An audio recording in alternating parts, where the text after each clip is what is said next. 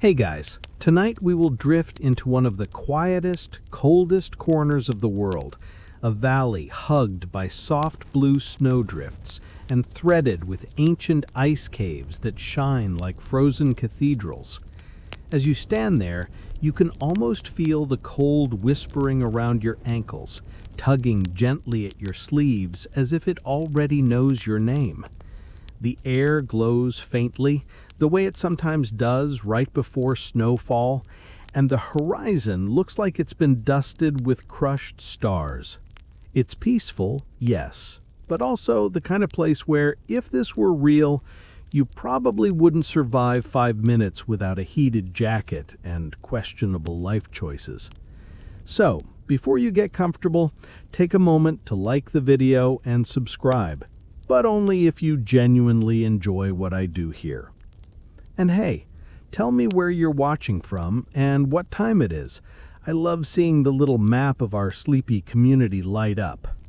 Now, dim the lights, maybe turn on a fan for that soft background hum, and let's ease into tonight's journey together. You trudge slowly down a narrow, fresh snowfall path, your boots sinking into the powder with a satisfying hush.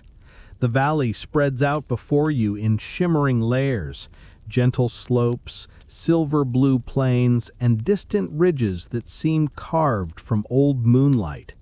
Everything around you pulses with a soft kind of quiet, the kind that makes your shoulders relax almost by instinct.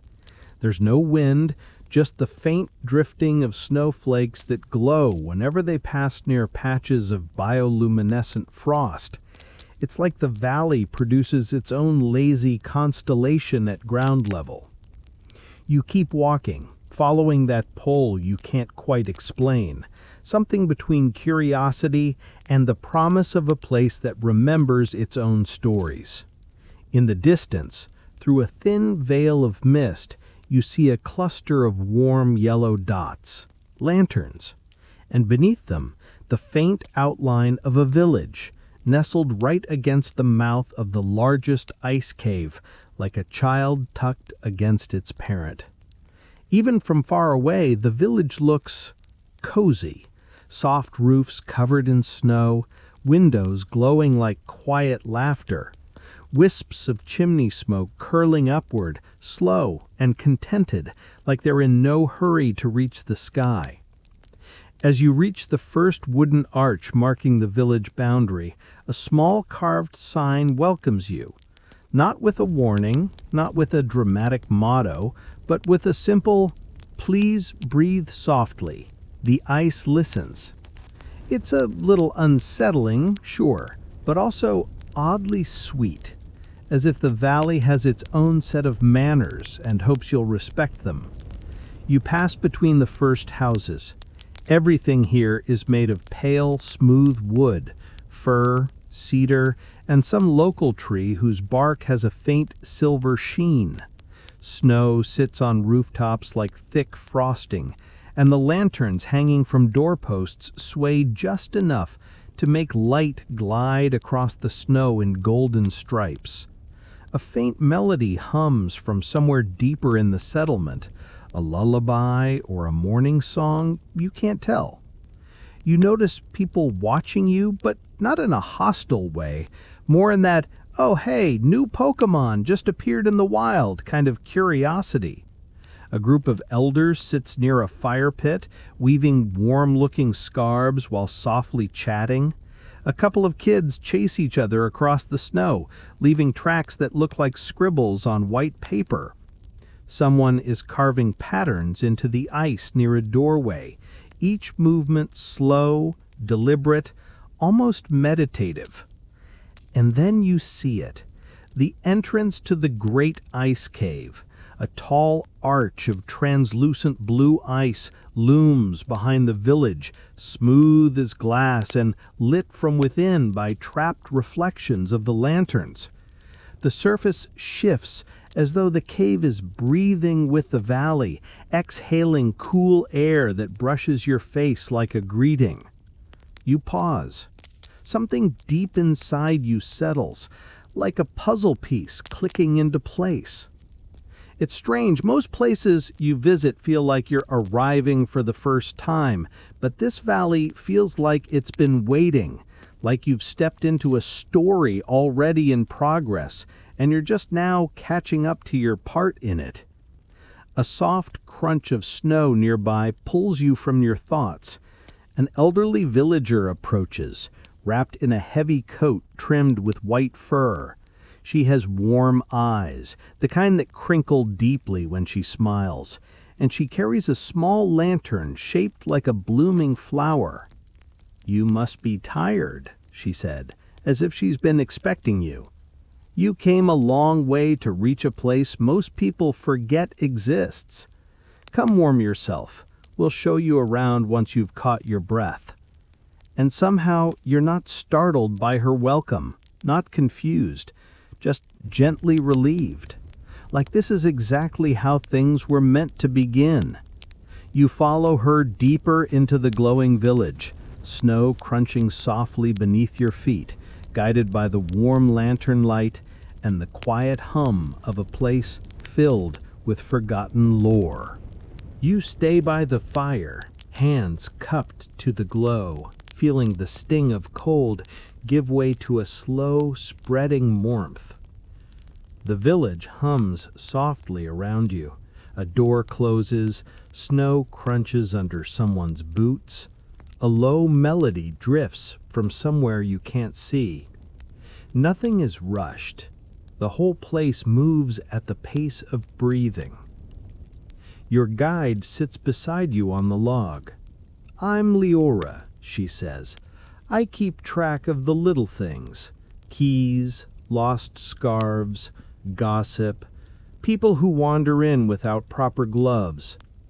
Her tone is dry, but there's a smile sitting behind it, ready to show up if you let it. Before you can answer, another door opens. A man steps out balancing a wooden tray dotted with cups. Steam curls up in thin white threads that catch the firelight. His sweater is thick, patched in places, and his hair is tied back with a strip of worn leather. "Our guest survived the walk," he says, coming over. "Good. I made too much tea again. The ice gets offended if we waste it." He sets the tray down and hands you a cup. The wood is warm and smooth. You lift it and inhale. The scent is sharp and comforting at once. Citrus peel, crushed leaves, a hint of smoke. One sip and heat slides down into your chest, unfolding there like a small, steady lantern. Spice leaf, frostberry, and ridge bark, each one terrible on its own. Together, not bad company. He nods. "I'm Rian. I make tea, fix roofs, and lose arguments with the wind." Leora nudges him lightly. "He also collects stories," she says, "especially from people who show up with that look." She tilts her head at you. You know, half frozen, half curious, half sure they've made a terrible mistake. Yes, that's 3 halves. The math freezes first out here. A few villagers drift in, drawn by the fire and the smell of tea. They sit on low stools and logs, giving you space but not distance. No one asks what you're doing here. Instead, they introduce themselves with quick, easy details. One strings lantern ropes so the wind can't steal them. Another listens to the lake ice so it doesn't surprise anyone. A third makes boots that, as they promise with a pointed look at your feet, actually intend to keep your toes. Their words are simple, their jokes soft and practiced. You feel that they could tell you a lot more, but they don't rush. They let you settle, offering you little glimpses of their lives, the way they might hand you warm stones, one at a time, just enough to fill your hands without making them heavy. A small child appears, rubbing their eyes with one fist and dragging a worn stuffed animal by the ear with the other. They shuffle over, climb into Leora's lap as if pulled by gravity, and tuck their nose into her scarf. Leora shifts her cup, then wraps an arm around them, already swaying a little in time with the child's slow breathing. "You came for the caves," the child mumbles into the wool. It sounds more like a fact than a question. Rian blows gently across his tea. Everyone who makes it to a second cup came for the caves. Some want to study them, some want to prove something, some want answers they picked out in advance. His eyes crease with amusement. The ice is polite to all of them mostly.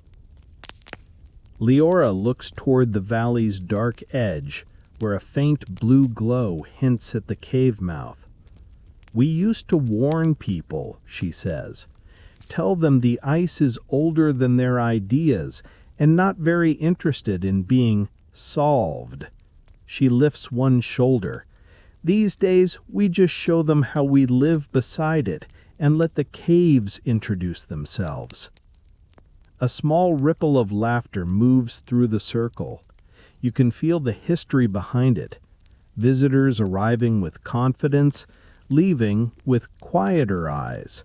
And for a moment you're grateful for the gentle, teasing version you're getting now.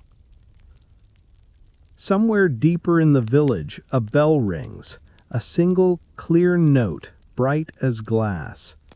The sound seems to skim along the lantern ropes and sink into the snow. "Lantern round," Rian says, setting his empty cup on the tray.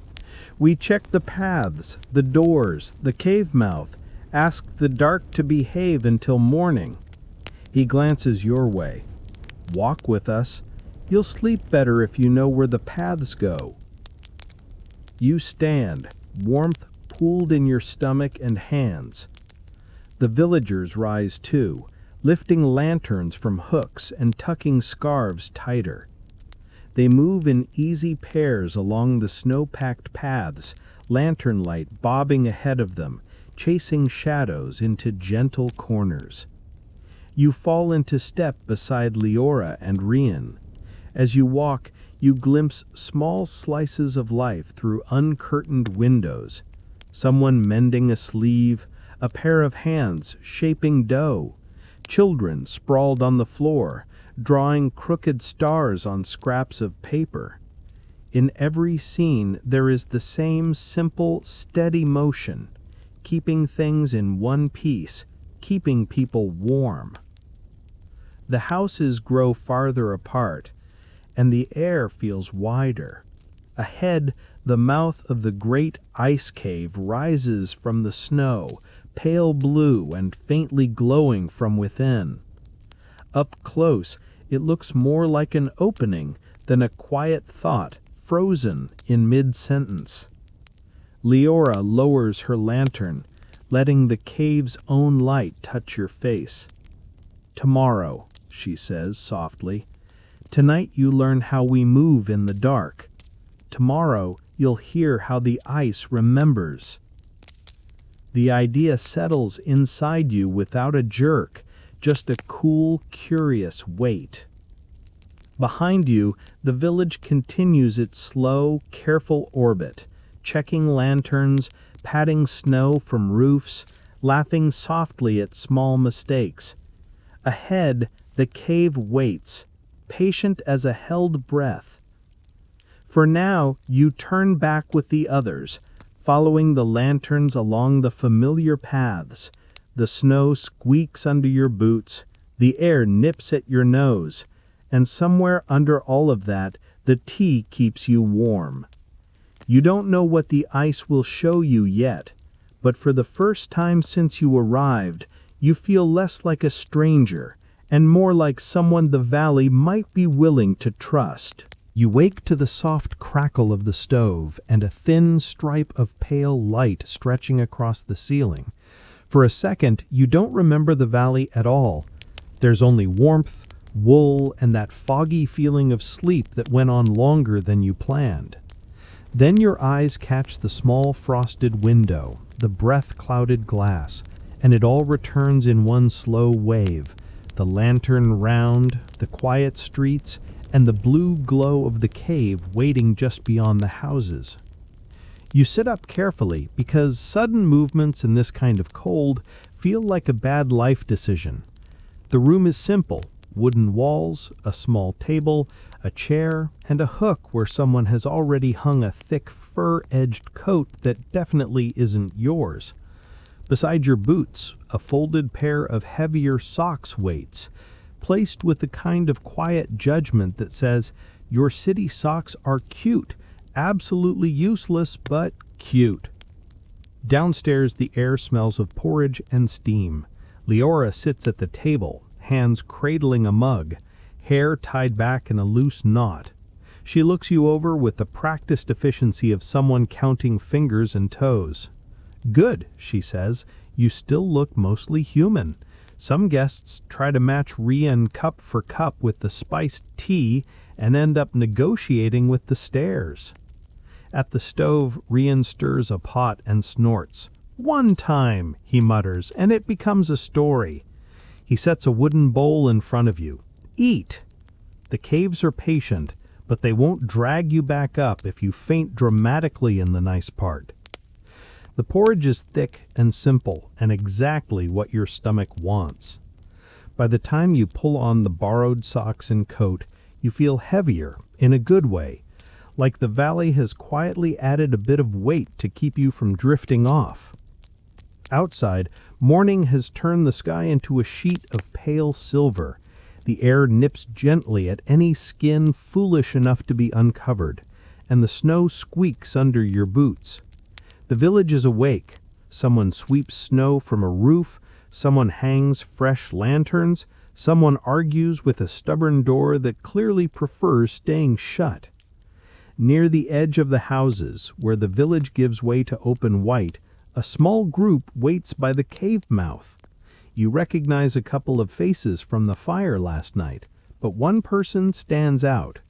They're older, with white hair braided neatly down their back, a heavy staff in one hand, and a lantern whose thin glass looks entirely too fragile for this climate. Their eyes track you with a calm, measuring focus. This is Terran, Leora says. They listen to the caves, so the rest of us don't have to pretend we hear every creak. Terran's mouth twitches. If I didn't complain about the ice, it would think no one was listening, they say. Their gaze settles on you. You walk quietly. You glance at the polished snow and the faint glaze of frost near the entrance. You think about your usual level of coordination and decide honesty is the safer option. I can try, you say. Good answer, Terran replies. Anyone who says yes too fast is about to land flat on their pride. Stay near the middle. The cave doesn't like you yet. You step closer to the entrance.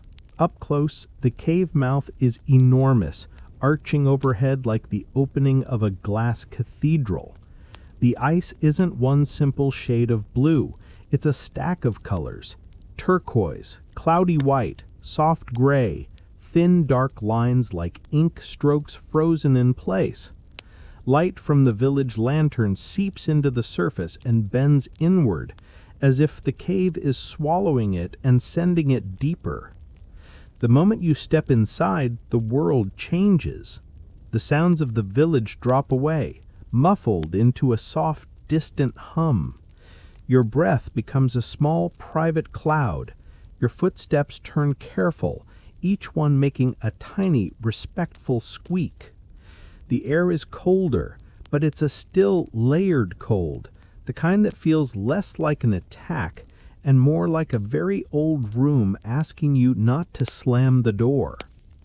The floor slopes gently down, worn smooth by generations of boots and the occasional dramatic slide.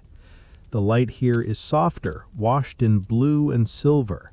The ice overhead curves like slow waves, and trapped bubbles glitter faintly wherever your eyes linger too long. Taryn lifts her lantern. The light spills across the nearest wall, and faint colors step forward. Smoky browns, thin rust-red bands, a bright, almost white line. Here, she says, pointing. This darker band was the year of the red wind. Ash from a distant fire rode the storms and dusted this valley. The sunsets made everyone think the sky was bruised. The ice kept a copy. Her hand shifts slightly, and this bright thread, so thin you almost miss it, crushed seashell. A trader came through with barrels of the stuff. Children stole fistfuls and threw them into the snow. The trader forgot the valley forgot the trader. The ice didn't. Once she shows you, you can't unsee it. The wall stops looking like random patterns and starts looking like paragraphs, a long vertical record written in colors and thickness and tiny interruptions. So each wall is a story, you say quietly. Several, Taryn answers. Some everyone remembers, years of lean food, years of too much wind, the time a visitor tried to sleep on the lake because they thought frozen water was romantic. Her lips twitch. Some are the small things, a winter when people sang more, a spring when the bridge nearly went because someone miscounted the logs. The ice doesn't sort them into important and not. It keeps everything with the same patience. Two younger villagers enter from a side tunnel, carrying a cloth bundle. They kneel near the base of the wall and gently scratch shallow marks into the ice, then rub a fine powder into the lines until they gleam faintly like new constellations. We don't change what the cave remembers, Taryn says. We only add little notes, names, dates, quiet reminders of who was listening when something shifted. Her voice softens. Grandparents bring children down here and point to a ripple and say, "That was the thaw when the river ran too high," or "That's the year you finally arrived and refused to sleep through the night." You picture small bundled figures staring up at the walls, being told that the ice remembers them too. No wonder the villagers talk about these caves the way others talk about grandparents or stubborn family legends. You let your hand hover just short of the ice, close enough to feel its sharp chill against your skin. It feels like standing next to a very old storyteller at the exact moment they pause before the good part. "This is just the outer hall," Taryn says at last, lowering the lantern a little. "The calmest memory. Deeper in, the ice remembers in other ways. Some of those memories bend forward instead of back. They don't just keep what happened, they lean toward what hasn't happened yet." A small shiver travels down your spine that has nothing to do with temperature. The cave seems to listen harder, as if deciding how much of its layered, frozen stories you're ready to hear. You follow Taryn into a narrower passage where the blue light deepens and the quiet feels thicker. The ceiling dips slightly, close enough that you sense it even when you're not looking up. Lantern glow slides over streaks of milky ice and sudden glass-clear windows with tiny bubbles trapped inside. Each step sends a faint echo along the floor, like you're walking over the skin of something vast and half asleep. Taryn's staff taps ahead in a steady, unhurried rhythm. "Don't rush," they murmur. People hurry down here and decide the future is chasing them, which is adorable and incorrect. You slow more from instinct than obedience, and notice how the air cools without turning cruel. There's no wind, no draft, just a stillness that feels very aware of you. Far behind, the village is already fading into a memory that smells like smoke and tea.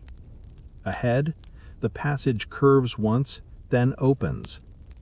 The new chamber is small and round, shaped like the inside of a frozen bowl. The walls rise and meet overhead in smooth layers, blue folding over white, white folding over gray.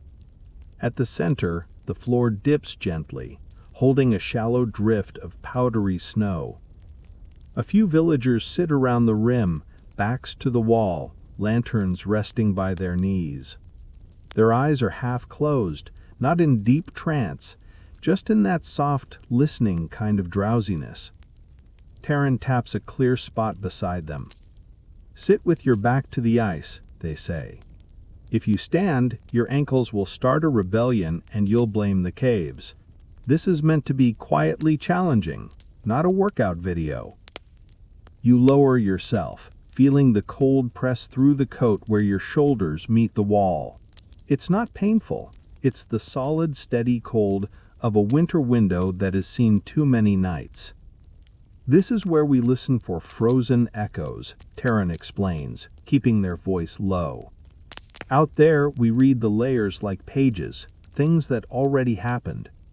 Here, we listen for the ways the ice leans toward what hasn't arrived yet. Some people say prophecy, others say odd noises at unhelpful times.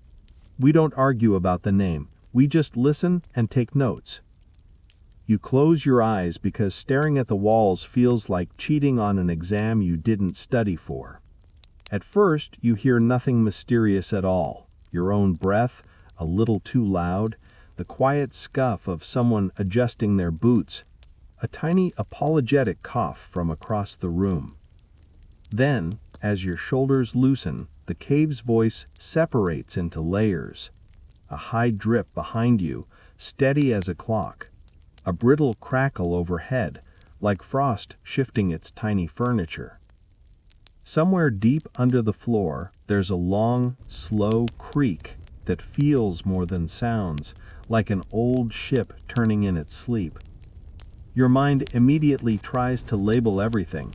Drip, creak, completely normal physics, relax. But you let those thoughts slide past.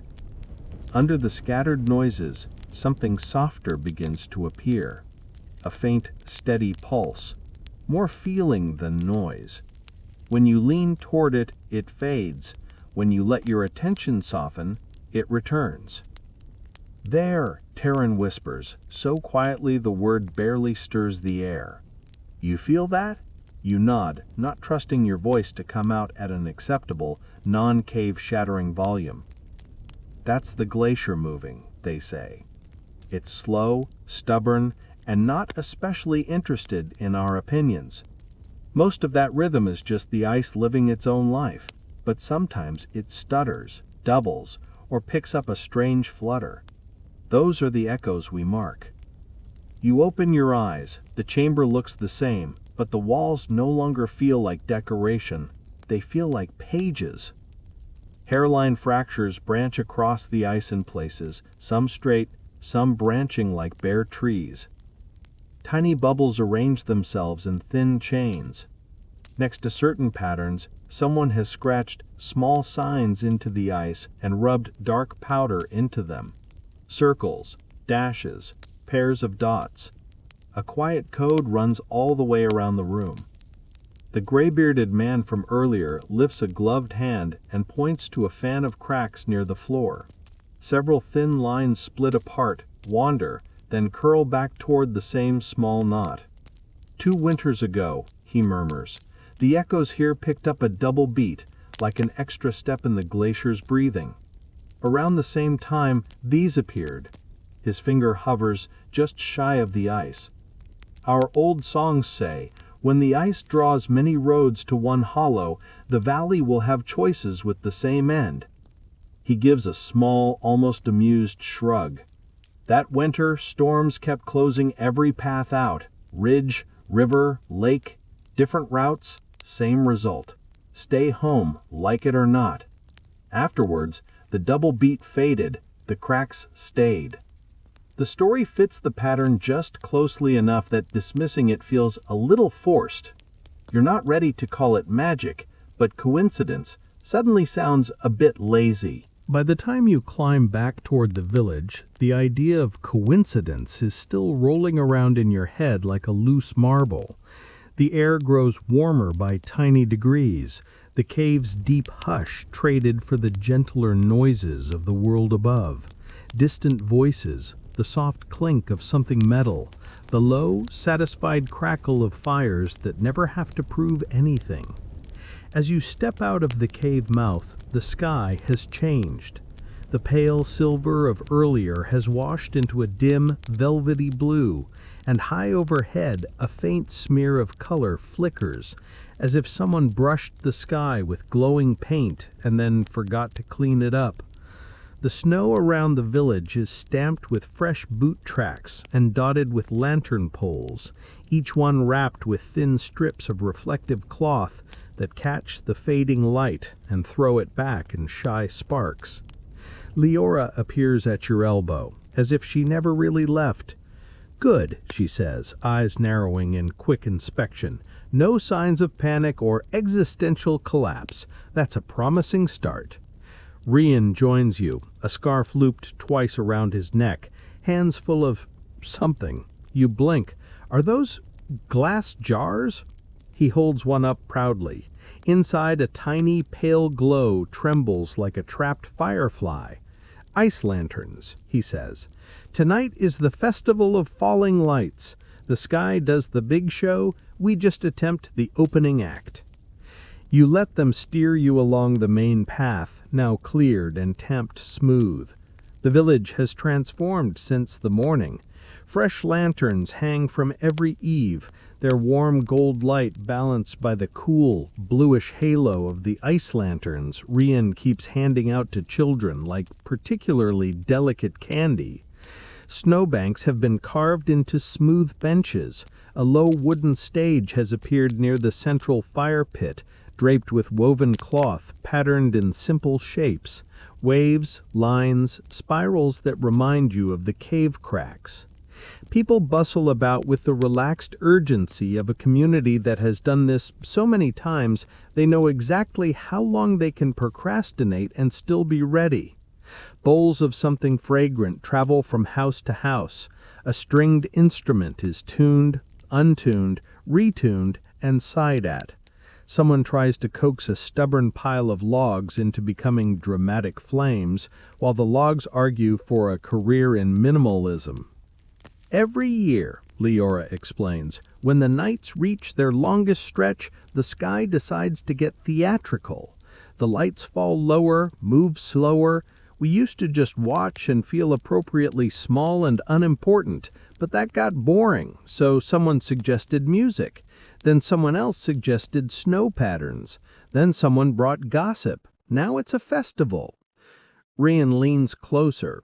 "She means the snow rituals," he whispers, which is just a dignified name for adults drawing frantic shapes in the snow while pretending they fully understand what the cave said this time.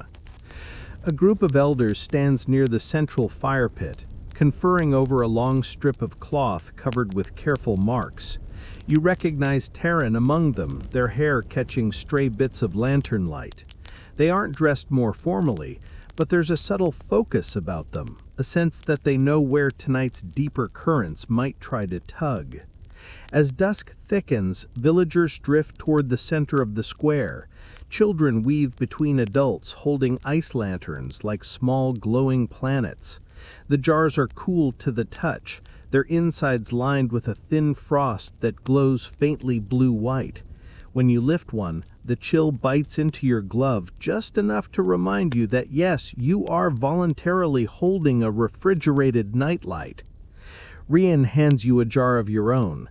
For guests who make it through their first cave visit without demanding to see the main prophecy, like it's a menu item, you'd be surprised how many people ask if we have a fast option. Music begins, soft at first, a single flute spinning a gentle, circling melody. Then a low drum joins in, its rhythm unhurried, like footsteps on packed snow. A second instrument weaves over the first, and soon the square is wrapped in sound that feels both old and freshly improvised, like a story retold with new jokes. "Watch the sky now," Leora murmurs. You tilt your head back. The aurora has thickened into long, slow ribbons of light, drifting from one side of the valley to the other. They're not the wild, tearing colors you've seen in photographs. These are calmer, soft greens, pale blues, occasional streaks of faint violet, like someone painted the sky with watered-down ink and then forgot to clean it up. The ribbons move with deliberate, lazy grace, folding and unfolding, dipping low enough that for a moment you feel you could reach up and push them aside like curtains. Here and there, flakes of light seem to detach and float downward, fading before they reach the ground, falling lights that never quite land. The villagers raise their jars toward them. Inside each jar, the glow brightens briefly, as if catching and storing the sky's size. Science explanation? Rian asks, eyes also on the sky. Charged particles, magnetic fields, something impressive. Lore explanation? He lowers his voice. The sky rereading its old notes, making edits in light. We're not picky. Both versions come with pretty colors. Around the square, people begin tracing shapes in the snow with gloved hands and the ends of sticks.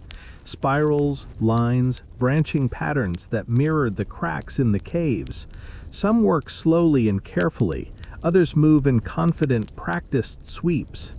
Children copy simplified versions, their patterns wobblier but no less sincere. These are our snow rituals, Leora says. We're not trying to control anything, we just answer. The caves lean forward with a few strange echoes, the sky bends down with its lights. We make marks and music and say, yes, we saw that. You're not shouting into a void. It's a manners thing. As you watch, you notice something subtle.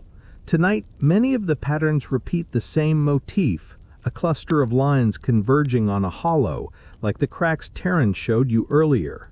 The motif appears in careful elder drawings and messy kid doodles alike, echoing itself across the square. You noticed, Leora says softly, following your gaze. The cave's echoes have been restless this season.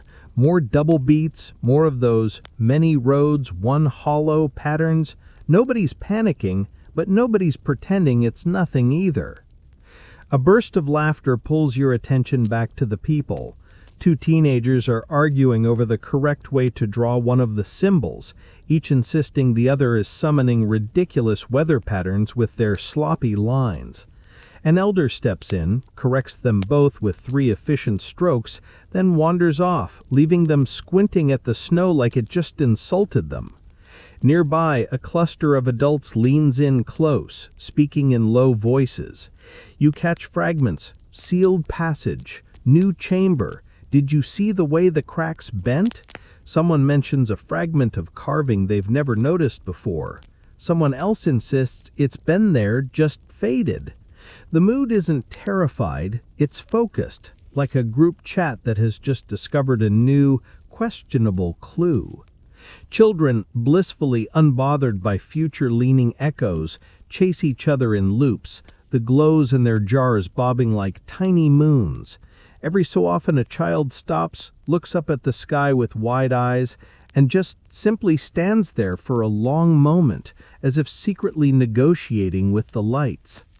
The music swells gently, then narrows to a single flute line again.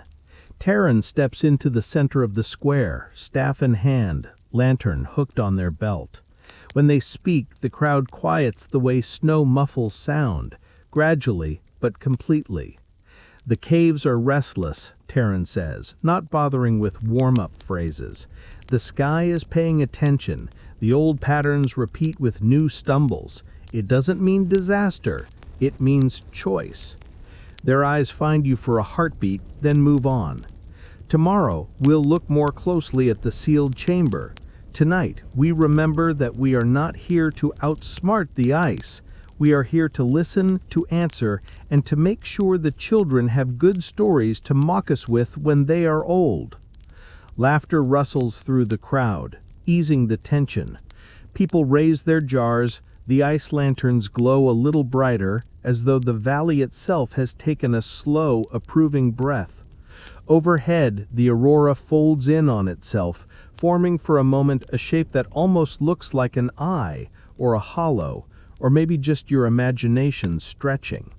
You stand there with your jar, your borrowed coat, and your rapidly growing collection of strange, half-comforting explanations. The air is cold on your face, warm at your collar. Around you a village keeps its yearly appointment with sky and ice, balancing worry with music, fear with gentle sarcasm, and uncertainty with the very human instinct to throw a festival at it. Somewhere under your boots, deep in the glacier's layered heart, the echoes keep moving, bending forward toward something none of you can quite see yet. That night, after the festival, the valley feels full of music echoes, full of drifting light, full of the kind of tired that comes from standing under a sky that won't stop being dramatic. You return to Leora's house with your ice lantern dimmed to a sleepy glow, set it on the windowsill, and crawl under thick blankets that smell faintly of wood smoke and wool. Outside, wind brushes snow against the walls in slow, whispering strokes. Sleep doesn't so much arrive as quietly occupy you. One moment you're listening to the stove ticking as it cools. The next, your thoughts have dissolved into half-dreams of aurora threads being braided into yarn. The tremor sneaks in between breaths. At first, you think it's just a shift in the dream. The floor tilts, your stomach drops slightly. The blankets seem to lift. But then the wooden frame of the house creaks, a cup rattles on the table, and your body decides this is not a drill. You jolt awake, heart pounding that embarrassingly loud rhythm it saves for minor earthquakes and important notifications. The shaking isn't violent. It's more like a giant under the valley turned over in its sleep, sending a long, rolling shudder through everything. The bed trembles. The window hums softly. Somewhere downstairs, something falls with a muffled thump, and Rian's airy real voice says, "Ow!" in a tone that suggested he was personally offended by gravity. Then, as quickly as it began, the tremor eases. The room settles. A last faint shiver passes up the walls like a sigh. And then the only sound is your own breathing, still set to end-of-action movie tempo. You hear quick footsteps on the stairs. Leora appears in the doorway, hair hastily caught in an uneven knot, coat thrown over her nightclothes.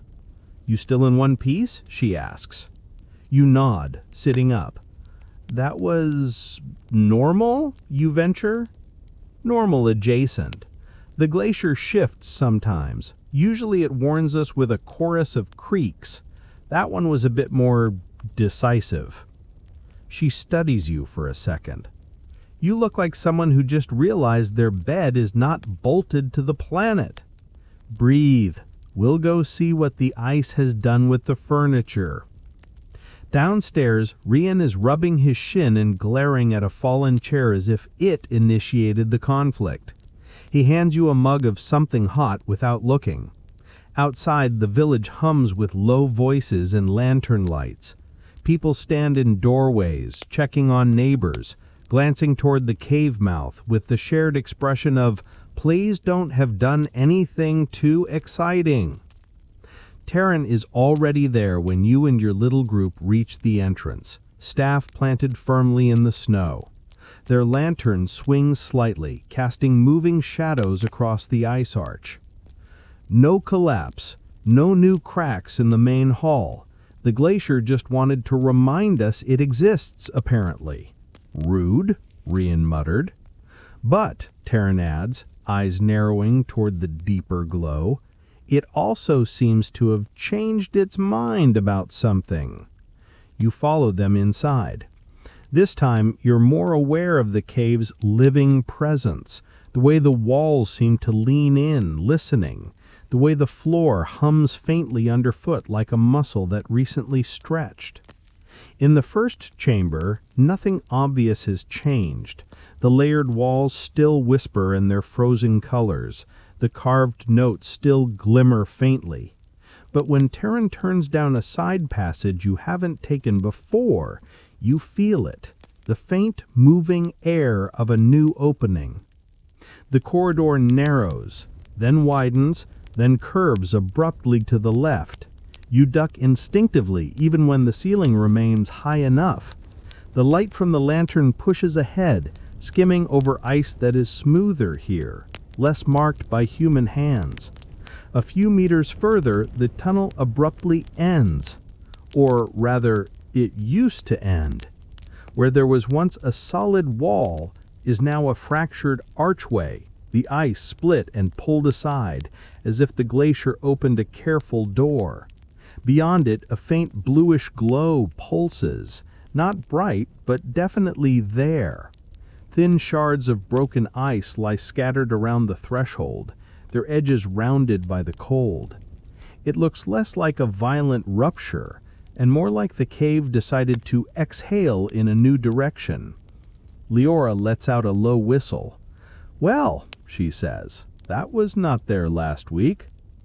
Terran steps forward slowly, staff tapping along the floor, testing for hidden dips. "This section was sealed before my grandparents were born," they say. Their stories called it the sleeping mouth. It shifted once long ago and then decided it preferred silence. The old cave keepers marked it as closed and told everyone to let it dream. Their voice drops. Apparently, the dream is over. You feel a small, irrational prickle at the back of your neck. There's nothing visibly threatening about the new passage. It's just an opening. But something about the way the air flows from it, cool and faintly sweet like old snow that hasn't met footsteps in decades, makes your skin tighten. "Do we go in?" you ask, trying to keep your tone in the calm curiosity range and not the "please say no" range. Terran considers this with the deeply responsible look of someone who has, in fact, survived this job by not doing the obvious stupid things 7 times a week. "We don't rush in," they say. "We mark the edges, we listen. Then we send in someone who doesn't panic at the first echo." Rian side-eyes you. "Good thing we've got a visitor whose panic scale is still calibrating." "And who," Leora adds, "hasn't formed any firm opinions about what the caves are supposed to be." That helps. Which is how, a little later, you find yourself stepping very carefully through the cracked archway and into a chamber that hasn't heard a human footstep in living memory. The hidden room is taller than you expect. The ceiling curves up into a domed vault, its surface a deep, layered blue that swallows most of the lantern light and sends it back in narrow, shimmering threads. The floor is mostly smooth, with a slight bowl shaped toward the center, as if this place has been collecting cold for centuries. Along the walls, the ice is different, not just layered, but carved. At first, you think they're just natural ridges and bubbles. Then your eyes adjust and the patterns separate into intentional lines. Shallow grooves loop and intersect, forming shapes that almost look like writing. Not letters you know, not any alphabet you could pretend to recognize, but definitely more organized than random cracks. "Those are old," Terran breathes. "Older than our current script. The first cave keepers called it Ice Hand. They said the glacier wrote its own warnings, and humans just tried to copy the style." The carvings are half faded, some edges blurred where slow melt refroze. In places, they've been overlaid by new layers of ice, like someone wrote a message and then pushed another page on top. Here and there, darker lines cut through, marking where someone long ago tried to trace the shapes, maybe to preserve them. You move closer, careful not to breathe too hard on the surface.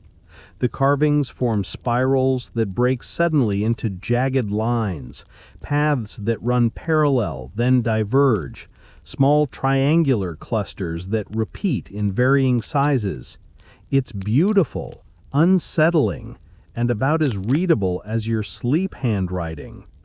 Leora squints at a section near your shoulder. I recognize none of this, she admits, which is humbling and mildly rude of the past. There are songs, Taryn says slowly, about warmings carved in the sealed chamber, fires that don't burn, waters that rise too fast, paths that look safe until the last step. But the words changed so many times we stopped pretending we had the original meaning. We just kept the habit of listening. Rian taps a gloved finger near a cluster of lines that converge on a hollow-shaped curve. That motif again. Many roads, one hollow. It's been turning up everywhere lately. Now here, in a room that hasn't been breathing with us for generations. The chamber feels suddenly fuller, as if the ice itself is paying close attention to your little group of underqualified translators. You swallow, eyes drawn to one section of carving where the lines thin and twist together into a shape you can't name but can't look away from. It feels like a word on the tip of your tongue in a language you don't speak. So, what do the warnings say? You ask quietly. About now, I mean. Taryn exhales slowly, fog drifting up toward the unreadable ceiling. We don't know, they admit. Not yet.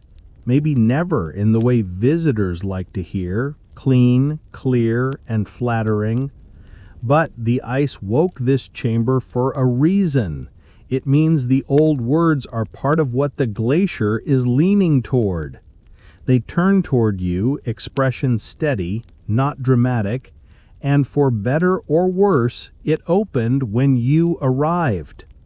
You stand there in the blue-lit room, surrounded by half-faded wantings no one remembers how to read, realizing that sometimes the universe doesn't send you a neat prophecy. Sometimes it just opens a door and waits to see how politely you walk through it. You stay in the hidden chamber until your toes file a formal complaint. The cold here is different from the polite chill in the outer halls. It's deeper, more focused, like the room has been saving it up just for this moment. When Taryn finally says, "Enough for now," you're almost relieved to blame the retreat on them and not on your slowly freezing enthusiasm. Back in the more familiar tunnel, the air feels strangely warm, even though it's objectively still, "Please keep your gloves on" weather. Liara walks beside you in thoughtful silence.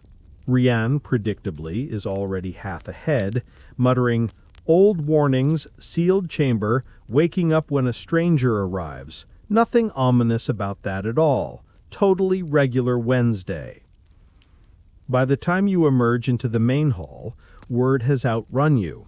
A small cluster of elders waits near the wall of layered memories, lanterns held low. Their faces are alert, but not panicked, more like people who have been expecting exam results for a long time and have just heard the envelope rustle. Taryn gives a calm, efficient summary. The tremor, the cracked arch, the carvings inside, the repeated motif of many roads and one hollow. They describe the shapes as best they can, tracing them in the air with gloved fingers. The elders listen without interrupting, except for the occasional soft grunt that could mean anything from "Golan" to "I told you so" in fluent elder. One of them, a woman with silver hair caught in a single thick braid, gestures toward a side tunnel. "We should look at the old copies," she says, "the ones from the first cave keepers." She turns to you briefly. "If you're going to be part of this mess, you might as well see the paperwork." You follow the group into a smaller chamber off the main hall. This one has more wood than ice, shelves carved into the rock, bundles of brittle paper, long strips of treated hide rolled and tied with faded cords. It smells of ink, dust, and the stubborn refusal to throw anything away just in case. On the central table, they unroll several lengths of pale leather. Faded lines wander across them, sketches of the old ice hand carvings, copied by unsteady hands long dead. The drawings aren't exact. They wobble, skip, and fudge tricky sections, but the overall shapes are familiar. Spirals, jagged lines, the hollow with many paths. One elder taps a specific section with a knuckle. "Here," he says, "this is from the sleeping mouth chamber before it's sealed. My grandmother's grandmother copied it with her own hands." His finger traces a cluster of lines that curl inward and break into 4 short strokes. Above them, someone has written notes in the modern script, a few words, underlined, questioned, scratched out, rewritten. You can't read the old script, but the newer notes are easier. One word leaps out at you, written several times, increasingly uncertain. Wanderer, outsider, stranger. You feel your shoulders tense, which seems unfair because your shoulders have been very cooperative so far. "Is that about me?" you ask, aiming for casual and landing somewhere closer to vaguely horrified. "Slow down," Terran says gently. "This was copied generations ago. It could be talking about anyone, or it could be talking about the concept of a stranger, or a mood, or a very dramatic snowdrift." Their tone is deliberately light, but their eyes are sharp on the page. Leora leans over the table, tracing the copied lines with her gaze. "Look at this part," she says, pointing to a sequence beside the stranger cluster. 4 marks here. That usually means from elsewhere, or not born under this sky. She glances at you. "You get points for consistency at least." Ryan clicks his tongue. "And here," he says, tapping another set of notes, "someone tried to translate the whole bit. When the hollow opens its sleeping mouth, a stranger from elsewhere will stand in its breath and—" He squints, frowns. "Then the ink smudges. Of course it does. Fate loves a dramatic ellipsis." You stare at the smeared section. The curve of the letters suggests they once formed a word, maybe 2. Now they're just a dark blur, stubbornly refusing to explain if you're supposed to save the valley, destroy it, or just stand there looking confused while more competent people do the actual work. So, best case, I'm background decoration in a very old poem. Worst case, I'm... An excuse, Terran interrupts, quietly. Everyone looks at them. Their voice stays soft, but it slips under the room's noise like a stone through water. "We've had that word, stranger, on these copies for a long time. Every generation has watched the ice echoes twitch and thought, this is it, the moment. The stranger is coming. The hollow will open. Everything will make sense." Their mouth tightens in a wry line. "We are very good at waiting for someone from elsewhere to solve problems we have lived with for decades." One elder shifts uncomfortably. The songs say many things," Terran replies, not unkindly. "Some of them useful, some of them mostly there so children have something to sing while they sweep the snow. The ice opened that chamber tonight? Yes. You happen to be here at the same time. That's interesting. It is not a job contract. You let out a breath you didn't realize you were holding. It frosts in front of you and fades, like your brief vision of yourself as the valley's unlikely, underqualified savior. Rian drags his hand through his hair. "Still," he says, "it's hard to pretend the timing is nothing. The echoes have been restless for weeks. The many roads one hollow motif is everywhere. The old sleeping mouth chamber decides to yawn awake the same week you arrive. I'm not saying you're the main character, I'm just saying you might be like a patch note. What? You ask. A small update. Leora explains, amused, not rewriting the story, just nudging things so they stop glitching, or start glitching in more interesting ways. There's a brief, helpless laugh around the table. It's the kind of laughter people make when the alternatives are panic or long, weary silence. One of the elders, the woman with the silver braid, looks at you more kindly now. Stranger or not, prophecy or not, she says, you are here. The caves opened a door on your watch. That makes you part of this moment, whether the old carvings meant you or not. The question isn't, what does the prophecy say about you? It's, what do you do now that you've seen what the ice is willing to show you? You don't have an answer ready, which is probably healthy. Anyone who could immediately answer that question with a confident monologue would be exactly the kind of person the ice should be wary of. Taryn taps the table gently, a decision forming. We test what we can test, without dramatics, without demanding that the glacier give us a 3-act structure. Their gaze slides to you. Tomorrow night will take you to the deeper listening chamber, not the little bowl you saw before, the one we use when the echoes get restless. You stand with us, you breathe with the ice, and you watch the moving light patterns. If the glacier has any particular interest in you, we'll see it there. And if it doesn't, then we go back to our original plan. Complain about the weather, and teach children not to lick metal in winter. The elders begin rolling the old copies back up, hands careful and practiced. As they work, threads of conversation weave through the room, guesses, worries, small jokes to keep the air from crystallizing into something too heavy. Some of them keep sneaking glances at you, curious, thoughtful, not quite sure whether to be reassured by your obvious ordinariness or concerned by your persistence. You walk back through the cave with Leora and Rianne, the lantern light throwing your shared shadows long on the ice. The walls seem to lean in slightly as you pass, less menacing than curious, as if the glacier is watching you back, trying to decide what kind of story you're going to be. Outside, the valley is quiet again. The aurora has thinned to faint wisps. Most lanterns in the village are dark.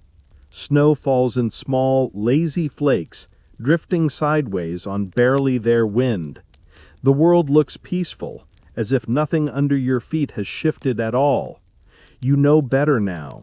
There are old warnings waking in hidden rooms, restless echoes learning new rhythms, and a whole village trying to decide whether your arrival is comforting, terrifying, or simply another strange detail the ice will file away.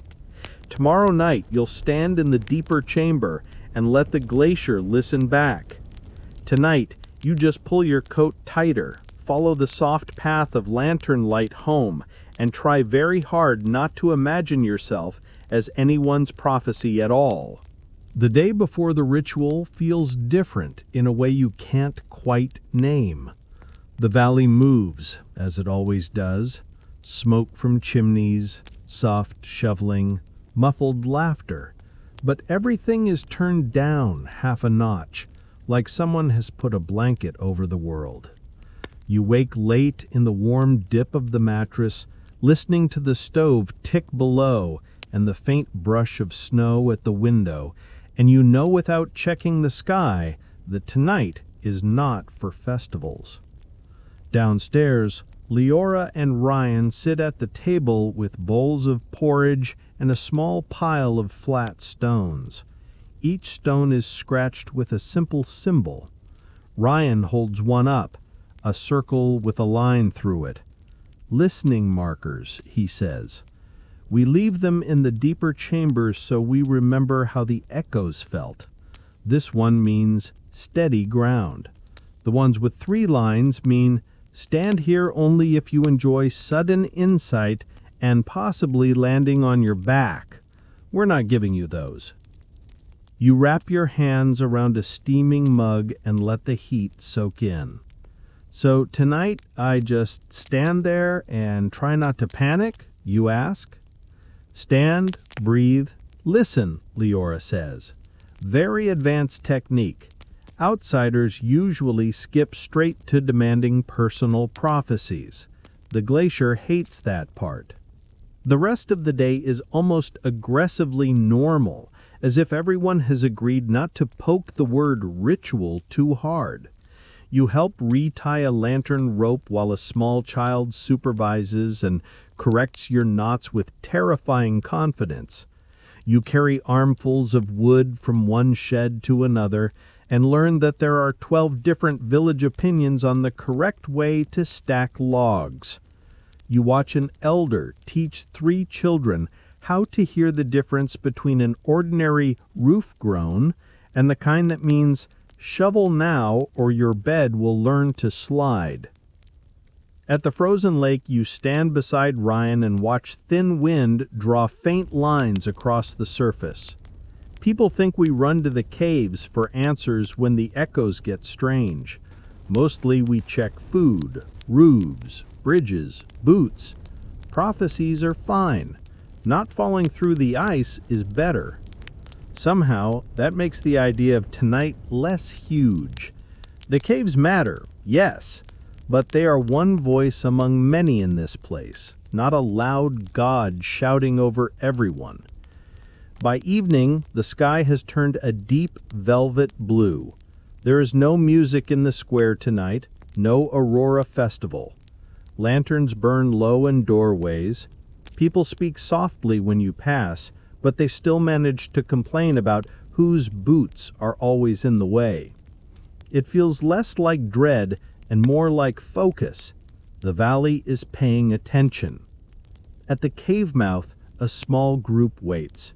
Taryn, 3 elders, Leora, Ryan, and 2 teenagers who look nervously determined. Each carries a lantern and a pouch of stones. This is a ritual of quiet courage. We're not here to convince the ice of anything. We're here to stand with it while it thinks. That is, somehow both more and less intimidating than you expected. You follow them inside. At night, the familiar tunnels feel closer, though you know they're not. Lantern light glides along the walls. Tiny crystals catch it and send it off in brief, shy sparks. Your own footsteps sound too loud, so you shorten your stride, walking like someone trying not to wake a sleeping house. Instead of turning toward the shallow, bowl-shaped chamber, Taryn leads you down a lower passage. The air cools with each step. Your breath makes small ghosts. After a curve, the corridor opens into a wide, low room. The ceiling hangs just above the lanterns, rippled like frozen waves. The floor slopes gently toward a flattened center, where the ice is startlingly clear, a dark window with no obvious bottom. Shallow hollows ring the edge, places where generations of boots have stood in the same spots, listening. Taryn moves around the circle, setting stones. Steady, they murmur at one hollow, placing a marker. Restless, they say at another, leaving it bare. You are given a place near the center, just off the clearest patch. Leora stands to your left, Ryan to your right. The lanterns are set along the walls and dimmed until the chamber glows in a quiet, bluish haze. Breathe in, Taryn says softly. Slow. Let the cold sit in your chest. Breathe out, slower. Let your weight settle so the ice knows you're really here. You obey. In. Sharp air with a faint mineral tang. Out. Your shoulders drop, your thoughts thin from noisy to manageable. The silence deepens, becomes textured. Then the sounds arrive. A soft, irregular drip somewhere behind you. A slow creak high above, as if a shelf of ice has shifted a fraction. Far below, a low hum you feel more than you hear. Beneath it all lies that patient rhythm you've noticed before, something between a heartbeat and a breath, stretched out across the whole valley. Your eyes adjust to the dim. At first, the ice beneath your boots is just dark and clear. Then you notice faint threads of light sliding under the surface, pale lines creeping along in very slow paths. They're so subtle that you'd miss them if you blinked too often.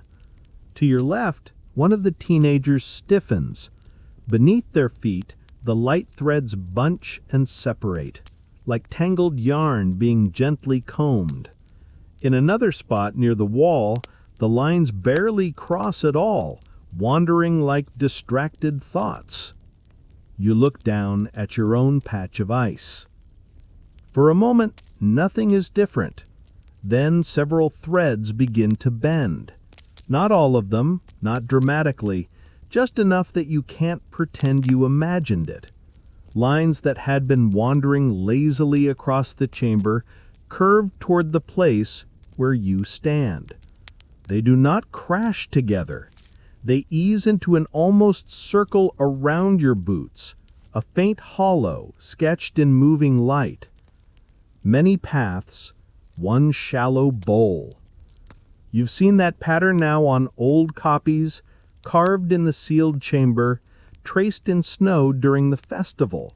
Seeing it drawn directly beneath you is a lot.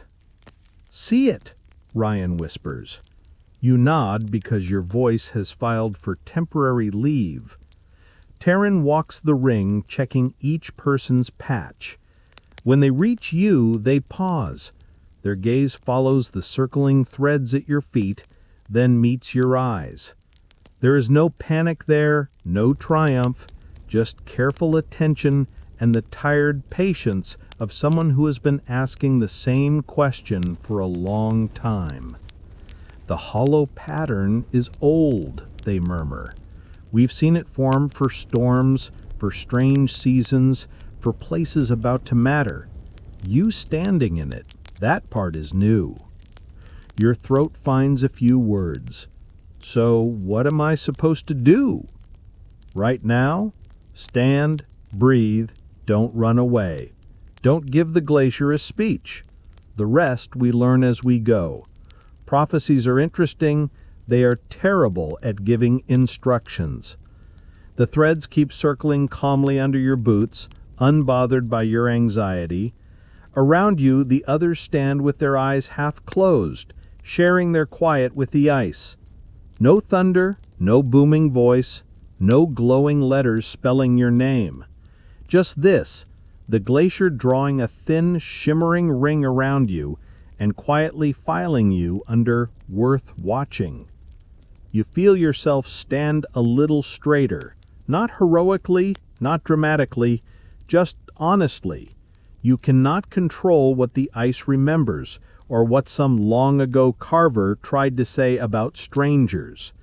You can control the way you stand here, in this hollow, breathing with a valley that is decided you're worth paying attention to. For the first time, the word prophecy doesn't feel like a curse or a joke. It feels like a question you're allowed to answer slowly. Under your boots, the light threads curl a fraction closer, as if the glacier has noticed that choice and is quietly satisfied. Morning comes quietly, as if the night is reluctant to let go of you. You wake with the memory of the hollow still under your boots, the circling light threads, the glacier's slow regard. For a few long seconds, you lie still and listen for echoes that aren't there. No prophecies, no whispered instructions, just the small domestic sounds of Leora's house settling into another day. Downstairs, Ryan is very pointedly pretending to be unimpressed with your continued existence. "Look at that," he says, sliding a bowl of porridge your way. "Still here. No lightning, no mysterious glowing runes on your forehead. The caves are really slacking off on the drama. Leora smirks over her mug. Give them time. They move on glacier schedules. Before you can reply, someone knocks on the door. 3 brisk taps, no hesitation. Leora raises a brow. That'll be your kidnapper, she says mildly, in the polite guided tour sense. The door swings open to reveal someone you haven't met yet. A younger villager, maybe your age or a little younger. Cheeks pink from the cold, hair mostly trapped under a wool cap that's clearly lost several arguments with the wind. A narrow ice pick hangs at their belt. A coil of rope rests across one shoulder like a casual suggestion of, we might do something foolish later. I'm Kale, they say, stepping inside and stumping snow from their boots. I walk the ridge paths and argue with the weather. Taryn says you're ready for the Edge Trail. You glance at Leora and Ryan. The Edge Trail sounds safe, you say in the same tone people use for, this food isn't spicy right before their soul leaves their body. Safe-ish, Kale corrects cheerfully. We're not throwing you into crevasses for fun. Today is about perspective.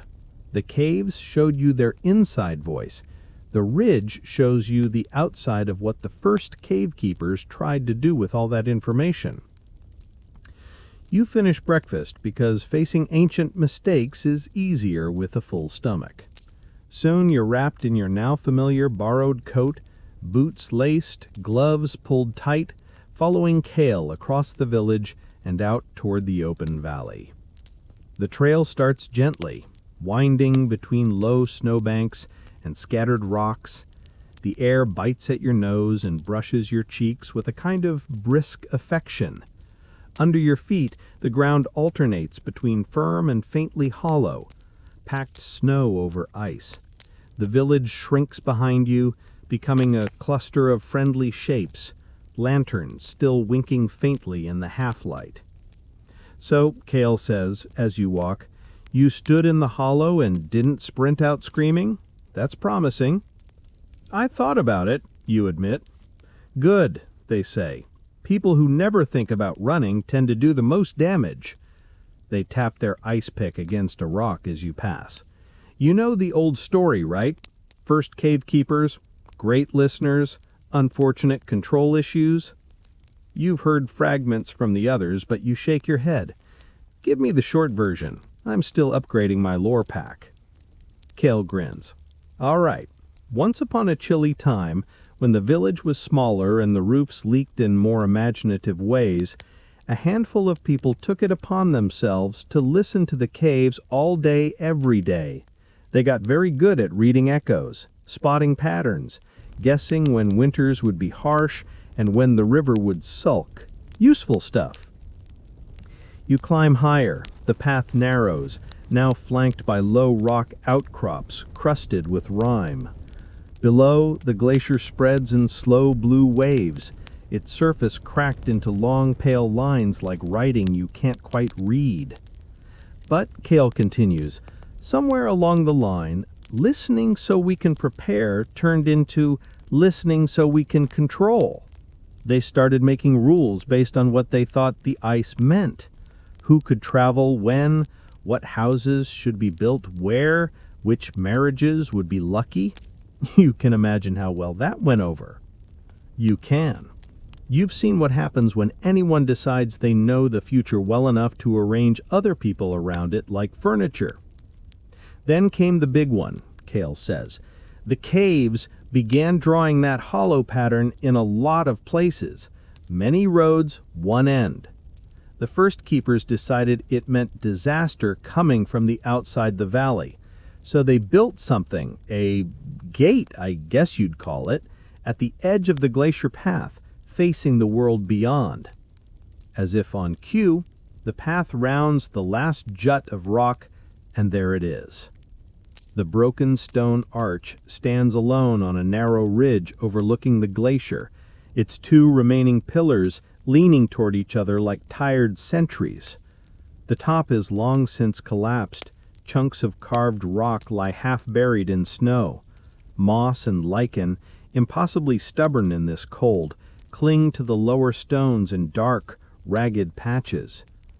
You step closer. Up close you see faint carvings on the pillars, spirals, lines, the familiar hollow motif. Deep grooves where ropes once hung, metal eyelets rusted to ghosts. Someone built this with intention. Someone expected it to do something important. This, Cale says quietly, is where they tried to catch the future before it reached the valley. The idea was simple. Anything coming in or out had to pass under the arch. The keepers would listen for echoes, read the patterns, and decide whether to let people through, for everyone's safety, of course. You rest a gloved hand on the cold stone. How long did that last? Not long, Cale says. Turns out people don't like living under a permanent maybe sign. Travelers got stuck waiting days while the keepers argued about the meaning of a creek. People who left were told they couldn't come back because someone didn't like the way the ice hummed that morning. Cale climbs onto a low chunk of fallen stone and balances there, arms out. The valley started closing in on itself, convinced that any change was dangerous because the echoes sounded nervous. Meanwhile, the actual danger was that nobody was fixing the bridges or checking food stores because they were too busy trying to out-negotiate the glacier. What stopped it? Cale hops down, landing with a soft crunch. The ice did. They gesture out over the glacier. You follow their finger and see it. A massive old fracture where part of the glacier's edge sheared off long ago. Rocks tumbled in frozen cascades down the slope. The broken line cuts across the landscape with indecent confidence. The ice slipped, Cale says. The old path collapsed. The bridge they'd built to funnel travelers under the arch just went. Nobody died, they were lucky, but the arch stopped being the only way in or out. New paths formed, whether the keepers approved or not. The village realized the glacier wasn't interested in playing border guard. You look back at the arch, suddenly seeing it less as a noble monument and more as an elaborate, very cold traffic cone. After that, Cale continues, the first cave keepers rewrote their job description. Less gatekeepers of destiny, more very attentive meteorologists with a side of storytelling. The arch fell into disuse, storms broke it, time chewed it. Now we bring visitors here to demonstrate what happens when you try to put prophecy in a harness. You stand in the shadow of the broken stone, the wind brushing your coat, the glacier sprawling below like an enormous, indifferent animal. The hollow pattern, those many roads lines, takes on a different flavor here.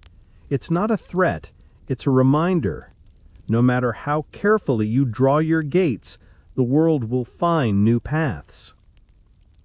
So, when the hollow formed under me, you say slowly, it wasn't the ice saying, you belong in a gate. Cale smiles, tired but genuine. More likely it was the ice saying, please don't try this again. The glacier remembers the last time someone stood in a hollow and decided it meant they got to manage everybody's choices. You exhale, your breath joining the valley's soft ghosts. You think of Taryn's words, of the elders' careful questions, of the children tracing patterns in the snow like they were just another kind of play. The valley is full of people who have learned the hard way that listening to possible futures doesn't mean controlling them. You brush snow from a fallen stone and sit for a moment, letting the view sink into you. The broken arch, the endless ice, the thin track of your own footprints leading back towards the village. You are not a gate. You are not a key. You are just a person standing in a story that existed long before you and will go on after you leave. Somehow that thought is more comforting than any heroic prophecy could be. Come on, Kale says. If we stay too long, the wind will decide we belong to it, and we'll have to file a very awkward residency claim. You rise, take one last look at the arch, and turn back towards the trail. Behind you, the broken gate watches in silence, a stone reminder that the future does not need your permission to arrive. Under your boots, the snow squeaks in an easy rhythm, and for once, you're content to just follow the path instead of trying to steer it. By the time you and KL wander back into the village, the sky has softened into late afternoon, that in-between light where everything looks a little less certain and a little more beautiful. Snow dusts your shoulders, your cheeks sting pleasantly. The broken arch still lingers in your mind, its carvings and collapsed stones adding their own quiet commentary to this whole mysterious stranger in a prophecy situation. Leora spots you first, emerging from between two houses with an armful of firewood and the air of someone pretending she wasn't absolutely watching for you. "So," she calls, "did you enjoy our historic monument to terrible life choices?" "Very educational," you say. 10 out of 10. Would rethink destiny again. She snorts, jerks her head toward the main hall. "Good. The elders want you. Don't worry, not in the come accept your doom way, more in the help us argue with old songs way." That's somehow worse and better at the same time. Inside the hall, lanterns hang from the rafters, painting everything in warm gold. The long table is cluttered with scrolls, strips of leather, and a truly aggressive number of ink pots. Taryn sits with two elders, the silver-braided woman and the gray-bearded man you've seen hovering near the memory walls. A low fire burns in the corner, less for heat and more for company. Taryn says as you approach, no small talk, "Good. Now we can stop explaining the metaphor and get to the actual problem." "The actual problem," the silver-braided elder says, tapping a scroll with one blunt finger, "is that we have songs, carvings, and half-remembered warnings all pointing at this stranger and hollow business, and for generations we've told them like adventure stories. Hero arrives, big choice, valley saved, etc." She squints at you. "It makes better bedtime material than please remember to notice delicate things before they fall apart, but it's not necessarily honest." Rian, leaning against the wall with a mug, adds, "Children are disappointingly unimpressed by parables about maintenance."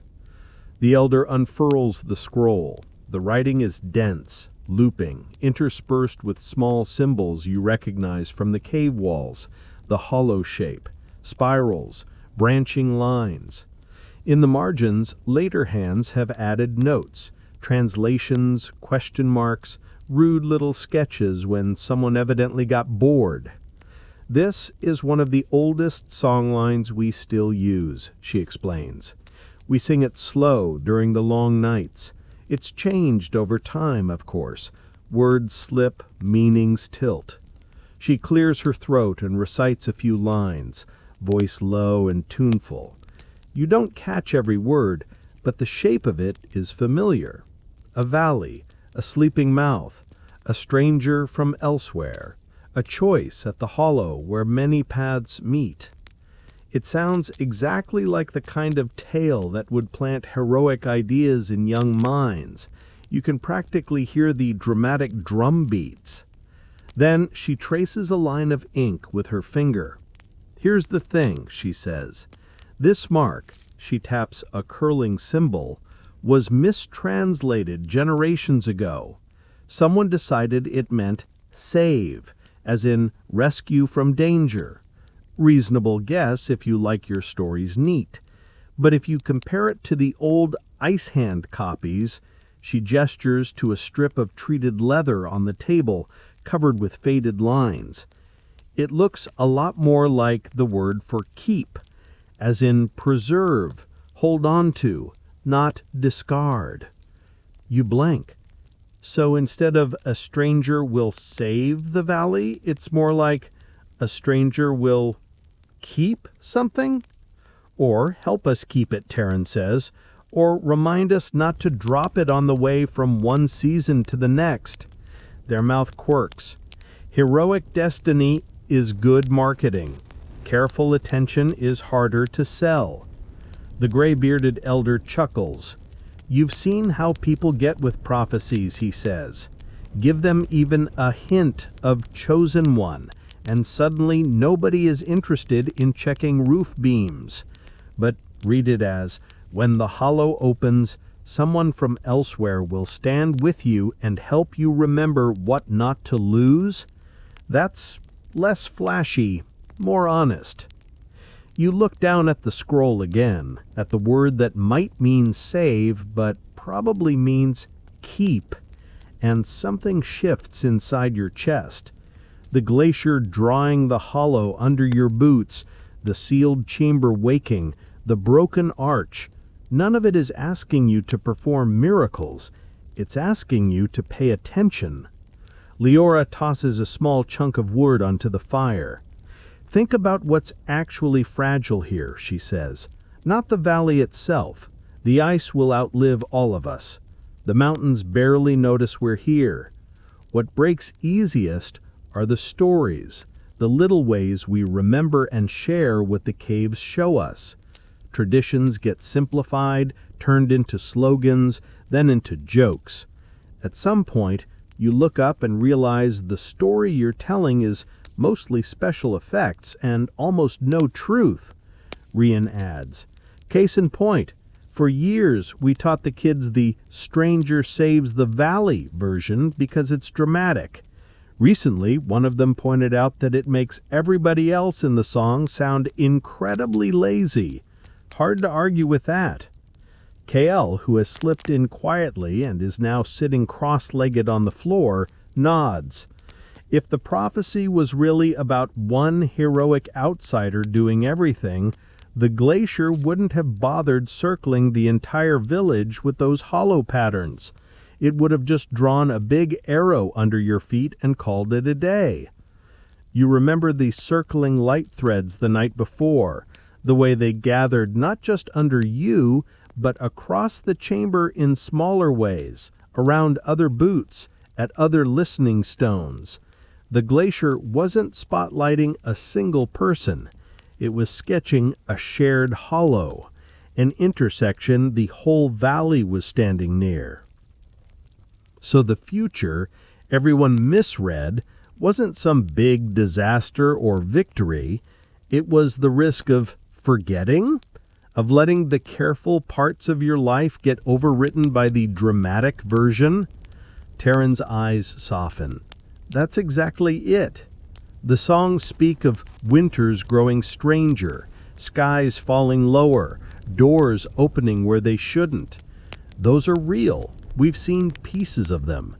But the heart of the old warnings, the part that keeps turning up in carvings, in echoes, in that hollow pattern, isn't brace for a chosen one. It's don't stop remembering small, important things just because the big, loud ones are easier to sing about. The elder with the braid picks up a thin sheet of ice from a bowl on the table. Hairline fractures run through it in delicate webs. This, she says, holding it to the light, is our problem. Beautiful, intricate, and one careless hand away from shattering. Stories, customs, tiny acts of looking out for one another. They're the thin ice we walk on every day. The prophecy, if we must call it that, is just saying, hey, maybe don't jump on it while shouting. You can't help it. You laugh quietly. The tension that's been nibbling at the back of your mind finally loosens its grip. You're not here to rescue anybody. You're here, at worst, to remind them of things they already know but risk forgetting. At best, you're here to let the valley etch itself into you so you can carry its fragile pieces forward, so they don't vanish when you leave.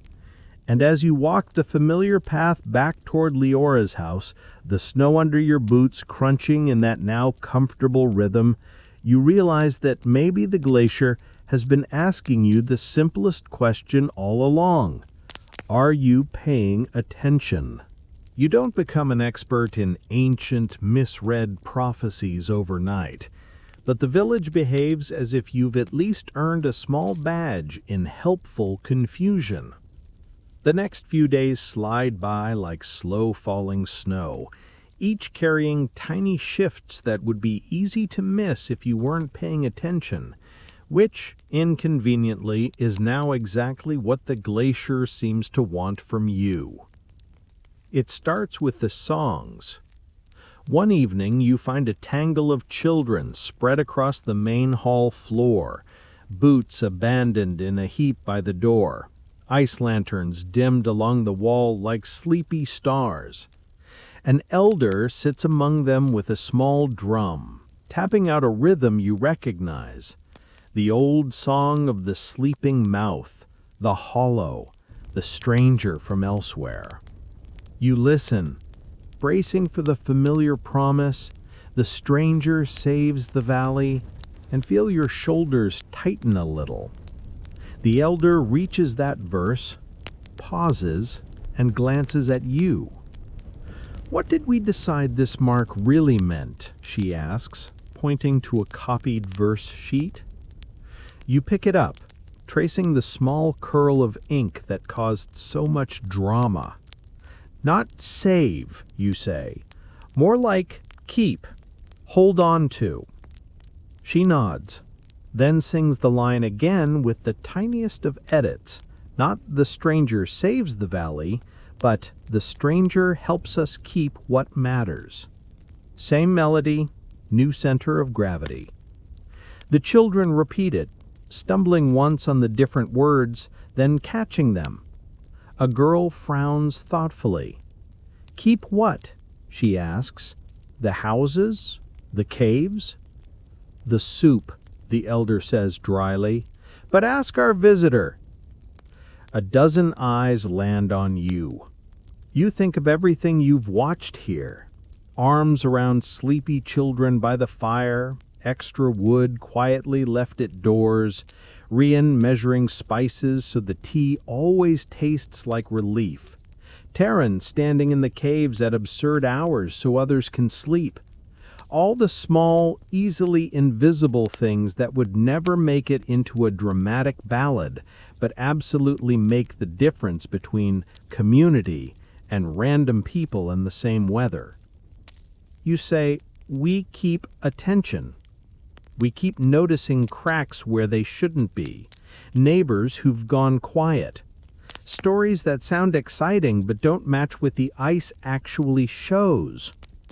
We keep caring about the small things even when it would be easier to shrug and say, "The prophecy will handle it." A boy at the back squints. "So the stranger doesn't bring magic?" "Not the flashy kind. Mostly annoying questions." They laugh. The elder taps the drum and nods once, as if the glacier has just approved the edit. Later, you notice someone has added a new couplet to the song in careful script. "When many roads meet in the hollow of ice, we keep what is fragile by looking twice." The rhyme limps, the intent doesn't. After the songs, the stories start to bend. The valley has always loved tales of bad winters and mere disasters. Before, they usually ended with, "And that's why you must always obey the cave keepers," which is a great line if you're trying to raise anxious meteorologists. Now, by stoves and under blankets, you hear different endings being tested in soft, half-whispered voices. "And when the cracks drew too many paths to one hollow," a father tells his children, "we could have locked every door. Instead, we checked roofs, fixed the bridge, and shared extra blankets with the neighbors who never mend their sleeves. The ice drew its hollow, We answered by taking care of each other. Did it work? One child murmurs, already half asleep against his shoulder. Well enough. We still got snow on our boots, but nobody was left alone. At another fire, an aunt retells the story of the gate at the glacier's edge. The first cave keepers still build their arch, still try to sort travelers into safe and unsafe based on twitchy echoes, but now the moral isn't trust the gate, it's look what happens when fear dresses up as wisdom. They meant well, she tells her nieces. They just forgot the ice warns, it doesn't appoint border guards. The glacier got bored and shrugged the bridge away. And the stranger? The stranger walked the ridge, looked at the broken arch, and said, maybe the warning was about forgetting how to trust each other. And then everyone had to sit in a room and admit they'd been scared and overconfident.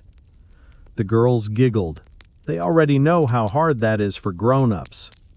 You find yourself pulled into these quiet rewrites, not as the lead voice, but as a sort of friendly proofreader at the edge of the circle. When someone leans too hard on the old heroic ending, you offer, what if the important part is who brought extra soup? When a tale turns the glacier into a moody judge, you suggest, or maybe it was just tired of being misquoted. People roll their eyes sometimes, then steal your phrasing the next night as if it were their own idea. You don't mind. That's the point. The children adapt fastest. When they act out the stories in the snow, nobody fights to be the chosen one.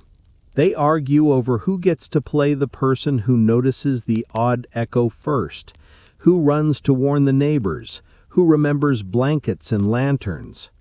Someone always volunteers to be the glacier, whose job is to lie very still under a cloak and occasionally make disapproving creaking noises whenever the others suggest building a new gate.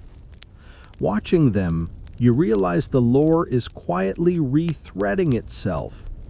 The caves are still deep, the aurora still drifts low, tremors still hum under your feet, but the future feels less like a pass-or-fail exam and more like an ongoing conversation.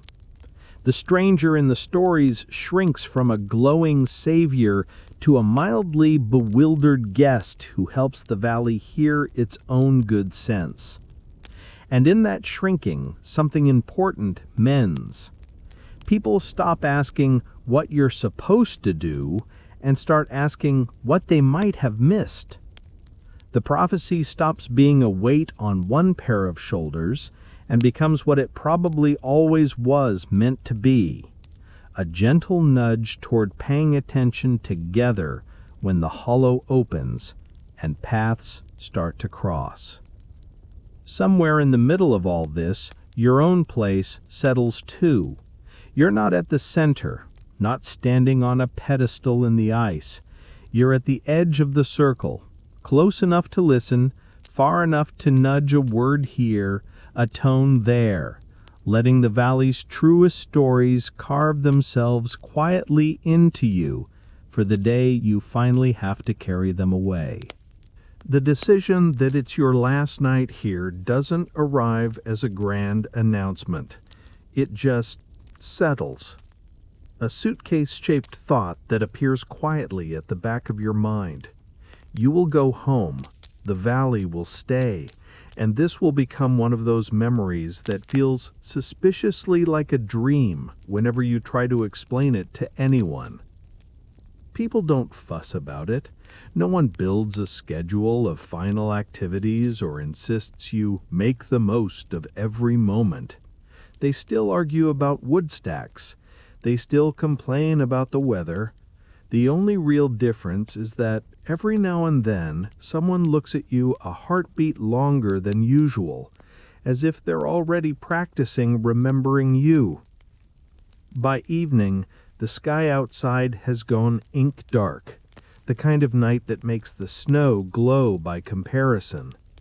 Leora finds you tightening your bootlaces by the door.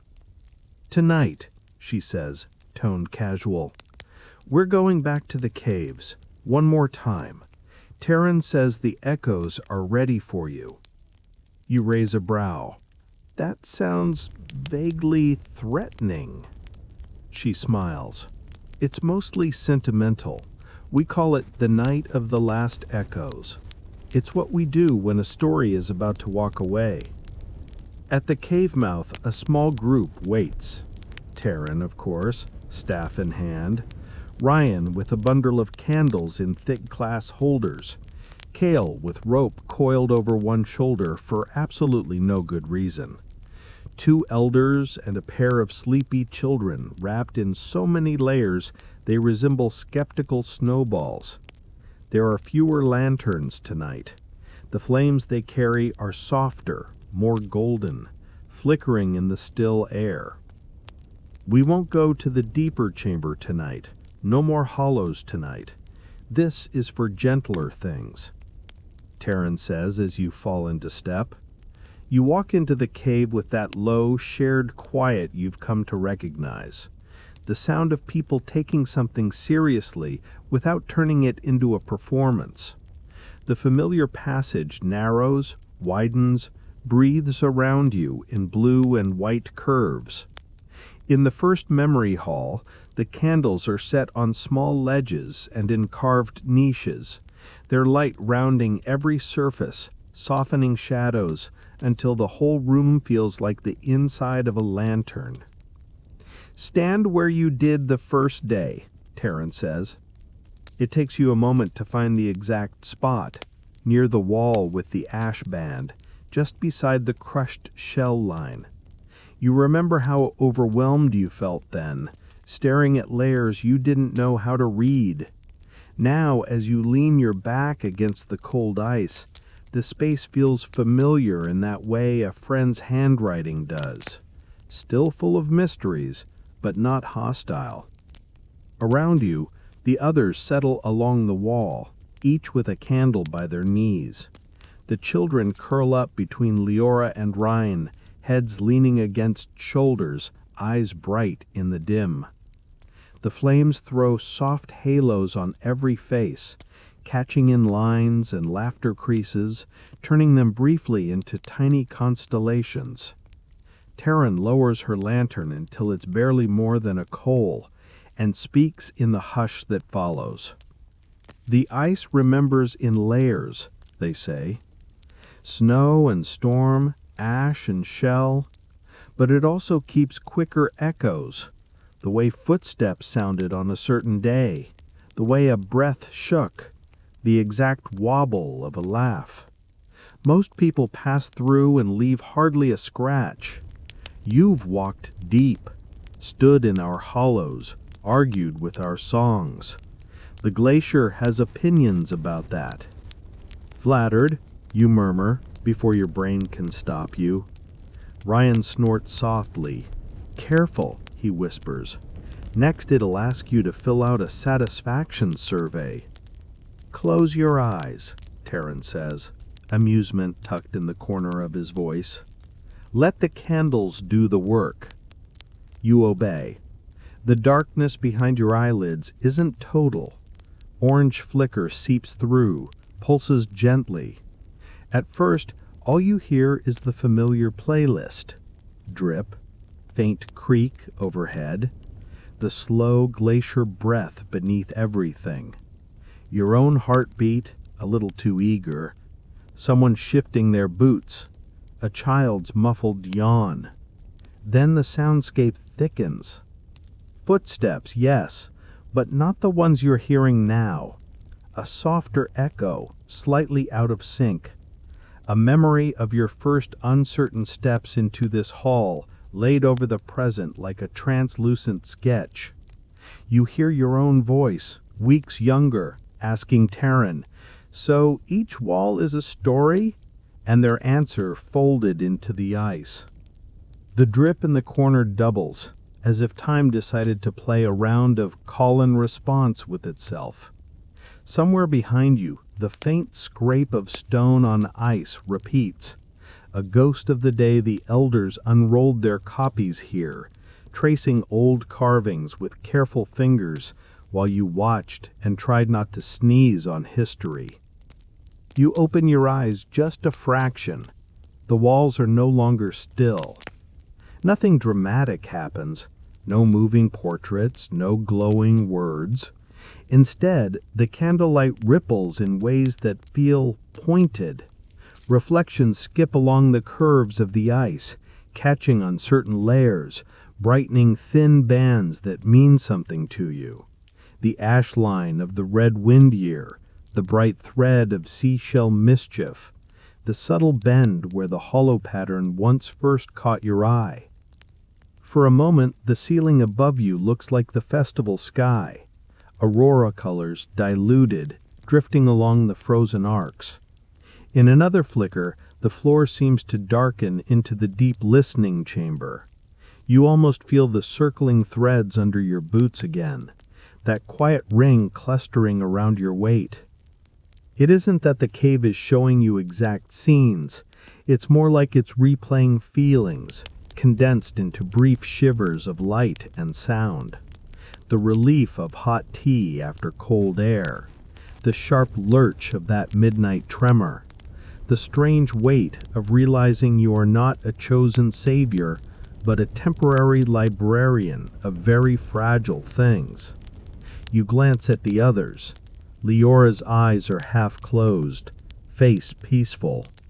Ryan watches the candles with a soft, crooked smile that suggests the cave is replaying different moments for him, probably involving spilled spice leaf and regrettable footwear choices. The elders sit very still, listening with the attentiveness of people who know their own memories are being braided quietly into the same glow. For them, perhaps, this is just another ritual, a gentle goodbye, the valley acknowledging that someone has walked deeply enough to merit a proper send-off. For you, it's more intimate. The echoes hit you in places you didn't know were recording anything. The way your lungs first matched the glacier's slow rhythm, the exact moment you relaxed about not being a prophecy and discovered that being a good footnote is weirdly satisfying.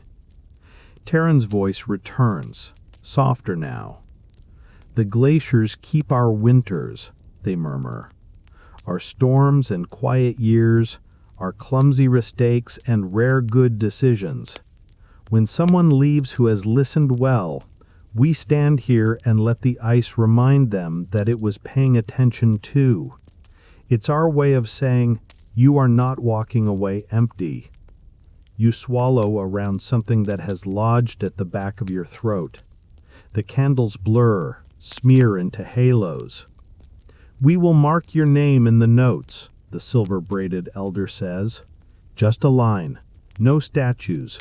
The ice will do the rest. Children will ask, who was that? And we'll say, someone who asked annoying questions at useful times. That's high praise here. Leora nudges your boot with hers. We'll also remember you whenever someone starts turning a story into a dramatic prophecy. Then we'll say, careful, our stranger would roll their eyes at that. Ryan leans in. We might exaggerate a little, he confides. Add that you bravely survived our tea. The children, fighting sleep, each reach out to touch the wall with a mittened hand, as if officially filing you under people we don't want to forget. Their small palms leave nothing visible behind, but you've seen enough of how the ice works to know that something, somewhere in those layers, just tilted a tiny bit to make room. You stand there for a while longer, back against the cold, letting the last echoes settle. Little loops of sound and shimmer replay and fade. Your own laughter at the broken arch, Kale's snark about traffic cone destiny, Taryn's quiet, prophecies are terrible at giving instructions. The cave is not sentimental, it is thorough. It files you alongside festivals and tremors and spilled seashells, one more thread in its endless, layered story. Eventually, the candles burn low. One by one, they're lifted, cupped to keep the last flames alive. The room darkens, slipping back into its usual blue hush. The echoes thin, fade, tuck themselves back into ice and darkness. Time to let the caves sleep, Taryn says. You walk out with the others, the passageway dim, your footsteps returning to their usual single rhythm. Behind you, the glacier settles. If it says anything more, it keeps it to itself. At the mouth of the cave, the night air greets you with a cool, almost kind touch. The village lamps glow below like a small constellation that someone arranged with care and mild stubbornness. Dawn finds you standing in the doorway with your boots on and your coat half buttoned, which feels about right for a goodbye. The world outside is that pale early color that can't decide if it's blue or silver. Snow mutters softly under a light breeze, and the village is still in that half-asleep state where chimneys puff, but voices haven't really started yet. Leora is already awake, because of course she is. She adjusts the color of your coat with the brisk tenderness of someone who will absolutely judge you if you catch a cold on the way out. You remember the rules, she says. Don't lick metal in winter. Don't build prophecy gates. Watch out for suspiciously dramatic songs. And check the roof, you finish. Got it. She smiles, then presses something small and rough into your hand. It's a smooth, pale stone with a single shallow groove scratched across one side, the hollow shape simplified down to a single line. Found it near the first listening chamber, she says. It's not magic, it's just a reminder to look twice when things feel ordinary. Ryan appears behind her, hair tousled, mug in hand, pretending he just woke up despite the fact that the kettle has clearly been on for a while. He holds out a little wrapped bundle. Trail ration, he says. Dried fruit and enough spice leaf to bully hot water into becoming tea wherever you end up. If the brew tastes wrong, that's not a sign from the glacier, it's just you missing my skills. I'll put that in the prophecy, you say. Please don't, he replies. Future generations don't need to hear about my fruit choices. Out in the lane, Kale waits with your pack, bouncing lightly on their heels to keep warm. Trails clear, they report. No sulking snowdrifts, no suspicious cracks. The edge of the valley agreed to let you pass without requiring a formal riddle. Very generous of it, you say. The children appear in a small, sleepy herd, scarves askew, hair sticking up in directions that defy physics. One thrusts a folded scrap of paper at you, a drawing of the cave or possibly a very determined cloud with legs. That's you, they announce, pointing to a tiny stick figure standing next to a big, uneven, hollow shape. You're not saving anything. You're just there, looking. We decided that's important. I'll try to keep doing that, you say, wherever I go. At the edge of the village, near the first wooden arch, Taryn waits with their staff and lantern. The carved sign above the path still reads, "Please breathe softly, the ice listens." You smile at it in a way you couldn't when you first arrived. We don't walk you all the way out, Taryn says. Not because we're cruel, because the valley isn't a stage and this isn't the final act of a play. Their eyes crease. Besides, someone has to stay and argue with the glacier when you're gone. They step closer and very gently touch 2 fingers to your shoulder, like a blessing that doesn't want to make a big deal of itself. The ice will remember you, they say, not as a savior, not as a disaster, as a person who stood still when it mattered and helped us fix a word that had been slightly wrong for too long. Their mouth tugs in that almost smile you've come to recognize. We're grateful for that kind of trouble. You look back over the village one last time. The sloping roofs under fresh snow, the faint glow in windows, the path to the caves marked by lantern poles.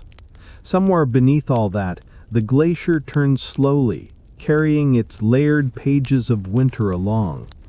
You can't see the sealed chamber from here, or the deeper listening room, or the hollow you stood in, but you know exactly where they live in your mind now.